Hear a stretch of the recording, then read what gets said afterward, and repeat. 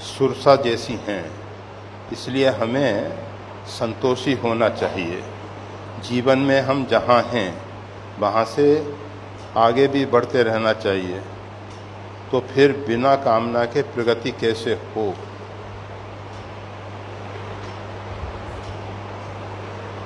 आप सबने अपने जीवन में अनेकों बार अनुभव किया होगा। आप खेत में, बगीचे में, अपने गार्डन में, अपने गमले में एक बीज डालते हैं और वो बीज कुछ समय में अंकुरित होके पौधा बन के सामने आ जाता है। फिर धीरे धीरे विकसित होता हुआ बड़ा विशाल वृक्ष भी बन सकता है। जैसा बीज होगा वैसा वृक्ष बन जाएगा। बीज ने केवल अपने आप को मिटाया और बीज के अंदर से जो नव जीवन है वो विकसित होकर सामने आया। इसी प्रकार से साधक, जो भी परमात्मा के मार्ग में चलने वाले भक्त हैं, संत हैं अथवा साधक हैं, परमात्मा की शरणागति अर्थात अपने अहम को तिलांजलि देके केवल परमात्मा का आश्रय ले लें। अगर हम केवल परमात्मा के आश्रित हो जाते हैं तो परमात्मा हमको नया जीवन प्रदान करते हैं, नया जीवन प्रदान करते हैं और उसमें विकास हमको करना नहीं पड़ता है, स्वयं होता है। ये जो लिखा है कि जीवन में हम जहाँ हैं वहाँ से आगे बढ़ने रहना चाहिए, फिर बिना कामना के। बीज ने कोई कामना नहीं। प्रकृति स्वाभाविक ही सबको विकसित करने के लिए तत्पर है। हम उसमें व्यवधान बन रहे हैं।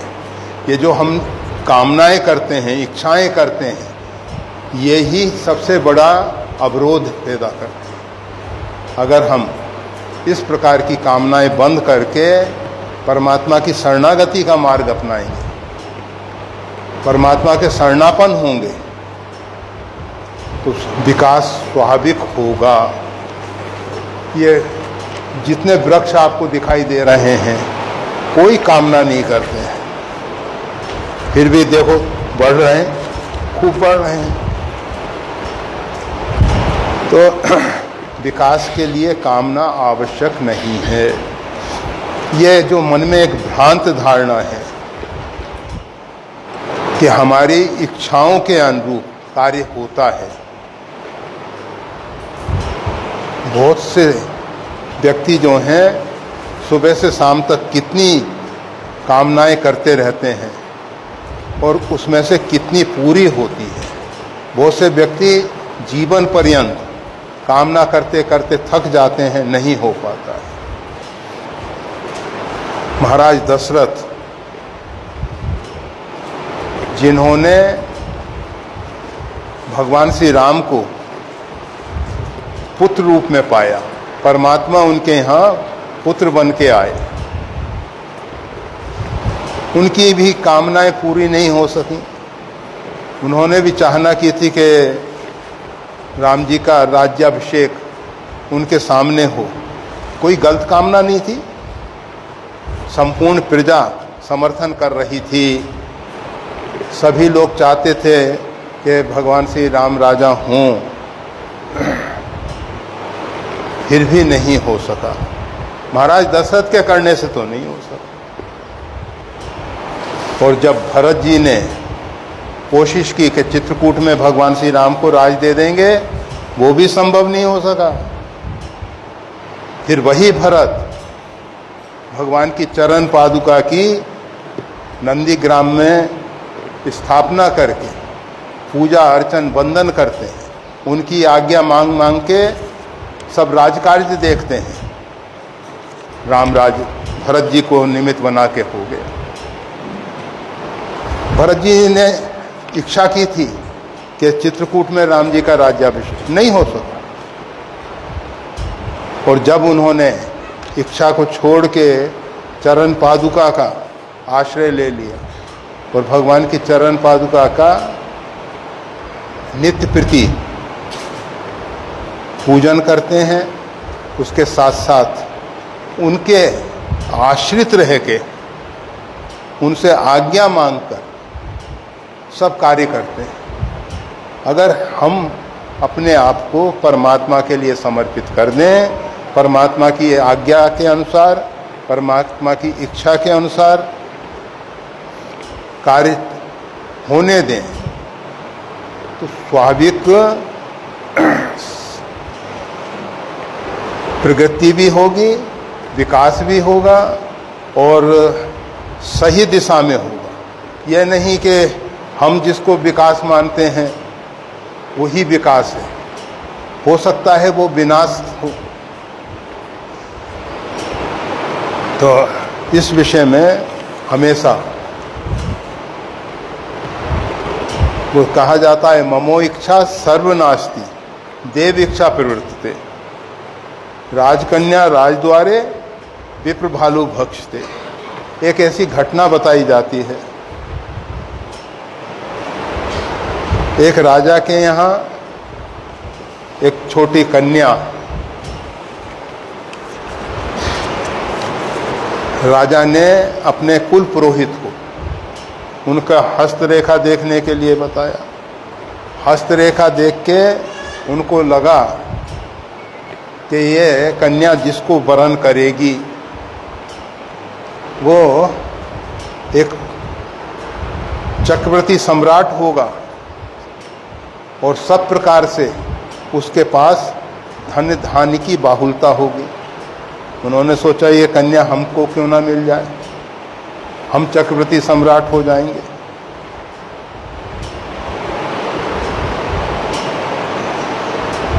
उन्होंने राजा से कहा, महाराज आपकी ये जो कन्या है बड़ी कुलक्षणा है, अगर ये राज में रहेगी तो आपका राज सब चौपट हो जाएगा। कहा महाराज क्या करना चाहिए? कहा कि इसको एक लकड़ी की मंजूषा में, पेटी में रखकर जल में प्रवाहित कर दीजिए। राजा ने सोचा राज को बचाना है, परिवार को बचाना है, अगर एक का त्याग करने से पूरा राज बच जाता है तो वो स्वीकार है। वैसे धृतराष्ट्र को भी दुर्योधन के विषय में ऐसा ही कहा गया था, अगर इस पुत्र को आप त्याग दो तो आपके 99 पुत्र बच सकते हैं, आपका राज बच सकता है, आपका वंश बच सकता है। परंतु दुर्योधन को नहीं त्यागा गया, दुष्परिणाम।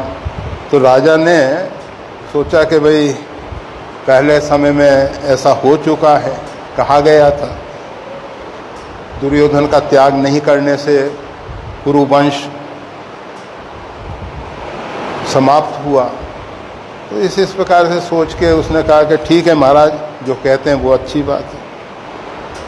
कुल पुरोहित की बात मान के एक लकड़ी की मंजूषा में उस बच्ची को रख के बंद करके जल में प्रवाहित कर दिया। अब वो कुल पुरोहित ने देखा कि जहाँ नदी का पाट छोटा हो जाता है वहाँ जाके बैठ गए कि लकड़ी की पेटी जो है बहती हुई आएगी तो इसको हम पकड़ लेंगे। अब देखो भगवान की इच्छा। एक दूसरे राज का एक राजकुमार जो है आखेट के लिए वन में आया था, वो नदी के किनारे बैठे हुए चाय पानी कर रहे। अब देखा कि एक लकड़ी की पेटी बहती जा रही है, सेवकों को आज्ञा दी इसको किनारे पे लगाओ। उस मंजूषा को किनारे पे लाया गया।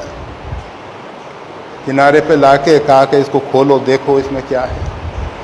खोला तो उसमें राजकन्या, राजकुमारी, वो उसको अपने साथ ले गया और उसके साथ फिर पानी ग्रहण संबंध इत्यादि हुआ जो भी। और इधर क्या हुआ कि उन राजकुमार ने एक भालू को जिंदा पकड़ लिया था और उस भालू को उस पेटी में रख के बंद करके फिर पेटी को बहा दिया गया। अब वो पेटी बहते हुए आ रही थी और वो पुरोहित जी बैठे हुए देख रहे थे कि कब पेटी आए, और जल तो वहाँ थोड़े क्षेत्र में बहता था, आसानी से पेटी को किनारे पे ले आए और किनारे पे लाके धीरे से खोलने की जो चेष्टा की, उसमें भालू तो बहुत कुपित था, इतने समय से बंद था, बहुत कुपित था, और उसने तुरंत पंडित जी का, पुरोहित जी का काम तमाम कर दिया। तो नीति कहती है, श्लोक आया है, ममो इच्छा सर्वनास्ति, अपनी इच्छा से कुछ नहीं होता है, देव इच्छा प्रवृत्ते, जो प्रारब्ध है, देव इच्छा है, वही होता है। राजकन्या राजद्वारे, राजा की कन्या राजद्वार में पुनः पहुंच गई और विप्र भालू भक्ष, उस विप्र को उस भालू ने श्रीराम कर दिया। तो अपनी इच्छाओं का दमन करो, परमात्मा की इच्छाओं में इच्छाएं मिलाएं और पुरुषार्थ करना चाहिए। कर्मण्य बाधिकारस्ते, कर्म करने का अधिकार है, कर्म करना ही चाहिए। आप सब रामायण पढ़ते हैं, रामायण में आपने पढ़ा है भगवान श्री राम के राज में बैठे बजाज, मतलब वस्त्र के व्यापारी, सर्राफ, सोने के व्यापारी, और सब अपने अपने कार्य धंधों में लगे हुए हैं। सबके पास कुबेर से भी अधिक संपदा है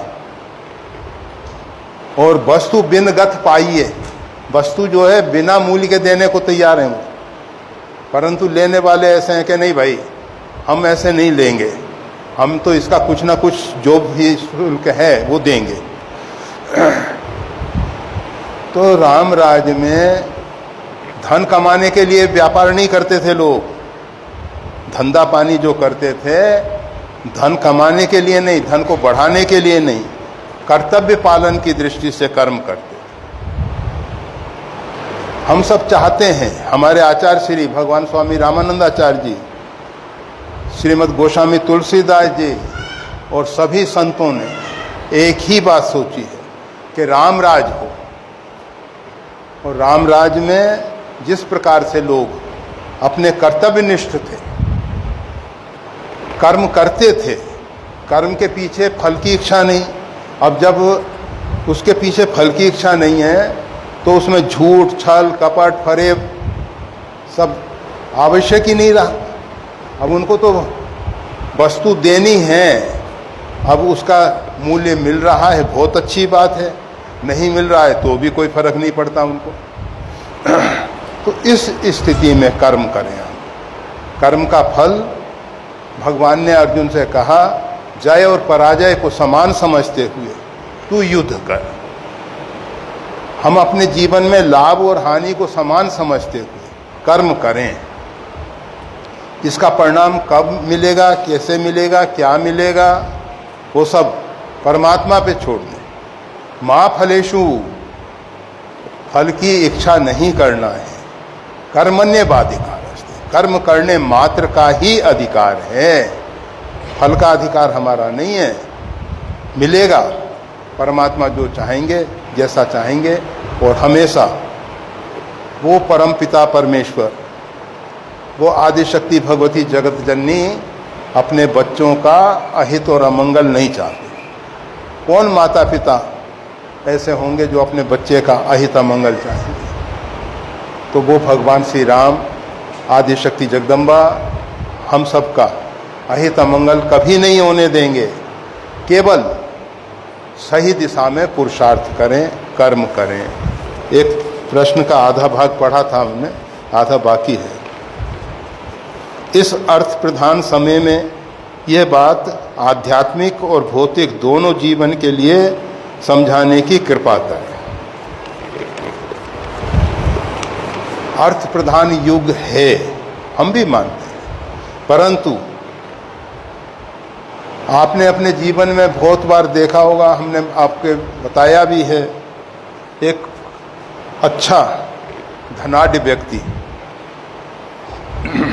जिसके 4 बच्चे, कुछ अमेरिका में, कुछ भारत में, बड़े उद्योगपति के रूप में कार्यरत, वो अपनी बच्ची के साथ, उसकी पुत्री लगभग 50-60 वर्ष की रही, अपनी पत्नी और अपनी बच्ची मतलब पुत्री के साथ केदारनाथ जा रहे हैं।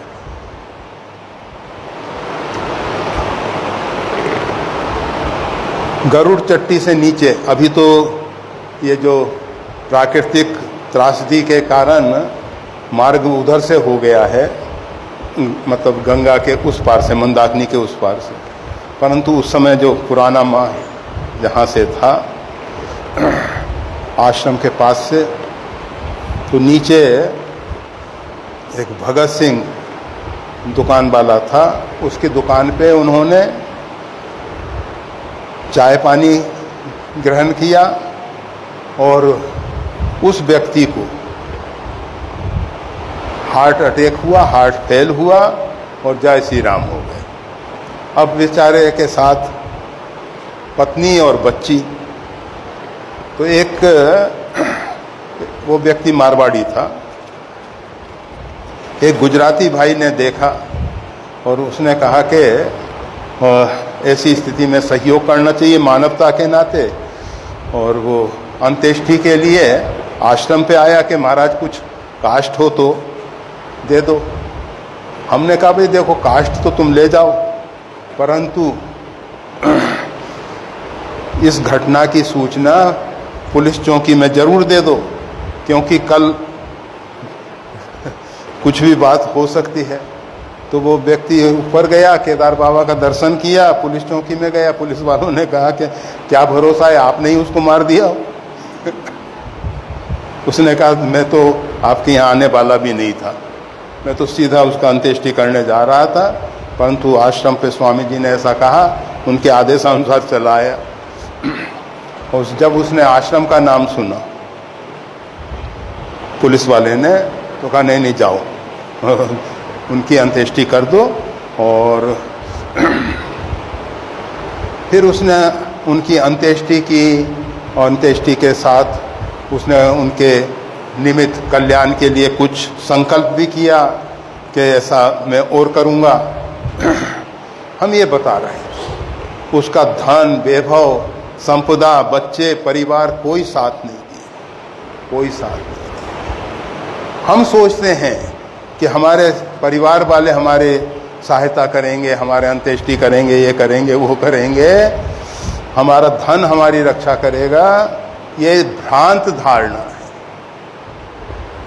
इस भ्रांत धारणा से बच जाओ और परमात्मा पे भरोसा करो। परमात्मा ने उस सज्जन के हृदय में प्रेरणा दी और उस सज्जन ने वो सब जो पुत्र कर सकता था वो सब कार्य किया,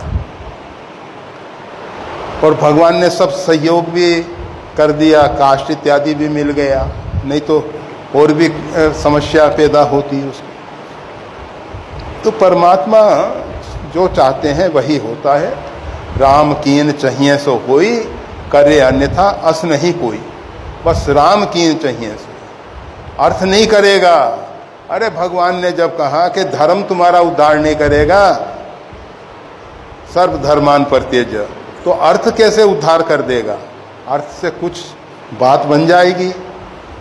आप सब ने रोज ये प्राचीन इतिहासों का बारंबार पठन किया है, रामायण पढ़ी है। रावण के पास इंद्र से भी अधिक संपदा है। कर जोरे सुर दिसिप विनीता, सब दिक्पाल रावण के दरबार में हाथ जोड़ के रावण का रुख देखते रहते थे। रावण क्या कहते हैं कि पवन, अग्नि, ये जो विशेष देवता हैं, ये भी रावण के यहाँ सेवा में लगे हुए थे। और हनुमान जी महाराज ने वो सब सोने की लंका है, कहा कि किस पे तू गर्व कर रहा है, तू किस पे अभिमान कर रहा है, तुम्हारी रक्षा कोई नहीं कर सकेगा। रावण ने देखा कि लंका जल रही है, मेघों को बुलाया, मेघों ने प्रलयंकारी वर्षा की, परंतु वो अग्नि बुझी नहीं और अधिक प्रज्वलित हो गई। वो अग्नि जो है यह शोक वाहिनी,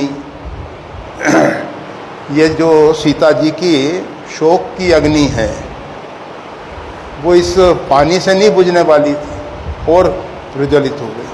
तो कहने का मतलब यह है कि देवताओं ने भी कुछ नहीं किया, धन संपदा वैभव भी कुछ नहीं कर सका। हनुमान जी महाराज ने रावण को स्पष्ट कहा, राम विमुख संपत्ति प्रभुताई, जाय रही पाई बिन पाई। भगवान से विमुख होने पर जो संपत्ति है वो पाना न पाना बराबर हो जाता है। किस प्रकार से? जिस प्रकार से सजल मूल जिन सरतन नहीं, कुछ ऐसी नदियां हैं जिनका मूल जो है, जिनका उद्गम जो है, जहाँ जल नहीं है, वो तो बरसाती जल से भर जाती हैं और वर्षा में तो खूब उनमें जल दिखाई देता है, और वर्षा के बाद बरस गए पुनी तब वहीं सुखाई, और जब वर्षा चली जाती है तो सूख जाती हैं। जब जल की आवश्यकता नहीं है, जब चारों तरफ जल ही जल है, उस समय तो उनमें बाढ़ आ रही है, खूब जल है। और जब वर्षा के बाद जल की आवश्यकता है खेतों में सिंचाई के लिए, उस समय उनमें जल नहीं है। तो राम जी से विमुख होने पे जो संपदा है, वैभव है, ऐश्वर्य है, वो केवल दुखदाई है। जैसे वर्षा के समय इन नदी नालों में जिनका मूल उद्गम सजल नहीं है, वो जल विनाशकारी होता है, लोगों को परेशान करने के लिए होता है, तबाही करने के लिए होता है। और जो राम जी के सन्मुख हैं, जो राम जी से जुड़े हुए हैं, जिन्होंने राम जी की शरणागति स्वीकार कर रखी,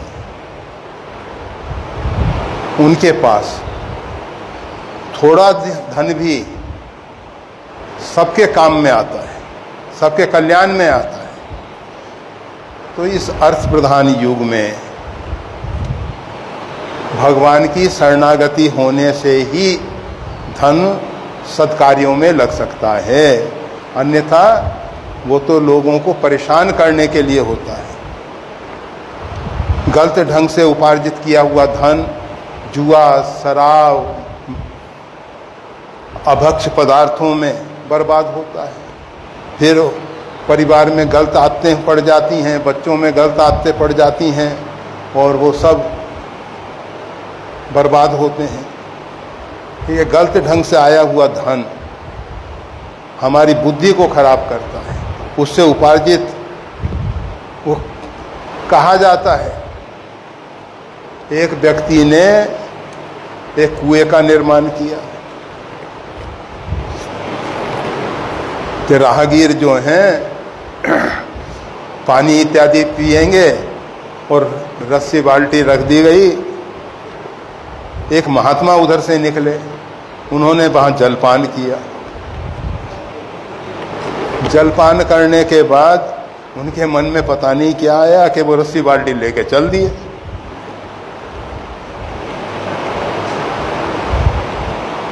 एक आध किलोमीटर गए तो उनके मन में विचार आया, मैं रस्सी बाल्टी उठा लाया, अब यहाँ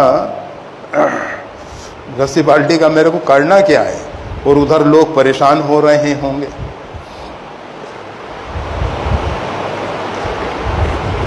महात्मा थे, लौट के गए और रस्सी बाल्टी को वहीं कुएं पे रख दिया। फिर लोगों से पूछा, ये कुआं बनवाया किसने? अरे महाराज मत पूछो, एक बड़ा डाकू था, चोर था, डकैती करता था, पता नहीं कहाँ कहाँ से कैसे कैसे धन लाया, और उसने मरते समय सोचा कि एक कुआं बनवा देते हैं। तो वो एक कुआं बनवा दिया। उस व्यक्ति ने गलत ढंग से उपार्जित धन से कुएं का निर्माण कराया। उसका परिणाम क्या आया? उसका जल पीने से लोगों की बुद्धि खराब। गलत ढंग से उपार्जित धन से हम भले ही सात्विक शुद्ध भोजन करें, फिर भी बुद्धि सही नहीं रही। केवल पदार्थ सात्विक हो ऐसा नहीं, पदार्थ को पाने का जो ढंग है, उसके लिए जो उपार्जित धन है, वो भी शुद्ध सात्विक होना चाहिए। और शुद्ध सात्विक धन से ही सत्कार्य होते हैं। असद ढंग से उपार्जित धन हमारे मन बुद्धि को खराब करता है, हमारे परिवार को बर्बाद करता है। कभी भी मत सोचो कि धन से सत्कर्म ही होंगे। हाँ, अगर सही ढंग से अर्थ उपार्जन किया है तो भगवान कृपा करेंगे, हमको सद्बुद्धि देंगे, उसका सदुपयोग हो सकता है। तो इस अर्थ प्रधान युग में अर्थ की प्रधानता होने पर भी ऐसा नहीं सोचना है कि ये अर्थ, ये धन हमारे को सही कार्यों में प्रवृत्त करेगा। इसके लिए भगवान की आराधना उपासना प्रधान है। अर्थोपार्जन करो, सही ढंग से करो, कि झूठ छल कपट फरेब का सहारा नहीं लो। और आप विदेशों में भी बहुत से लोग बहुत धन कमा रहे हैं, परंतु सही ढंग से कमा रहे हैं, नीति से कमा रहे हैं, मर्यादा से कमा रहे हैं।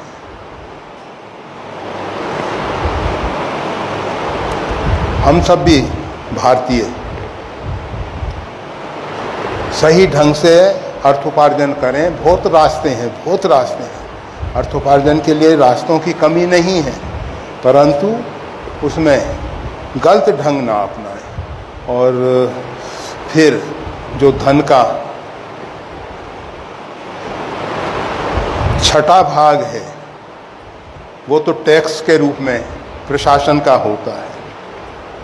और दसम अंश जो है, 10वां भाग जो है, वो परोपकार के लिए, परमात्मा के लिए होता है। जहाँ परमात्मा को आवश्यकता हो वहाँ उसमें इस प्रकार से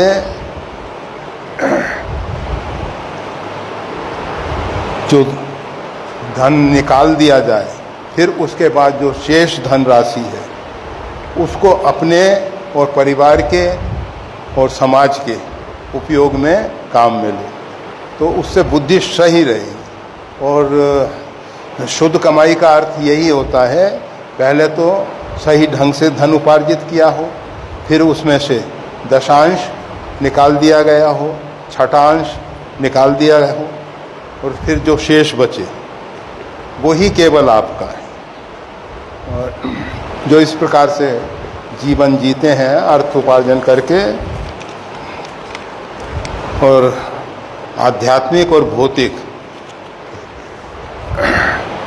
क्षेत्र में तो ये अर्थ काम कर भी देता है, परंतु जहाँ अध्यात्म की बात आती है, अर्जुन ने भगवान से पूछा किम अध्यात्म, अध्यात्म क्या है? तो भगवान ने कहा स्वभावो अध्यात्म उच्यते, स्वभाव यही अध्यात्म है। स्व को पहचानो, अपने आप को पहचानो।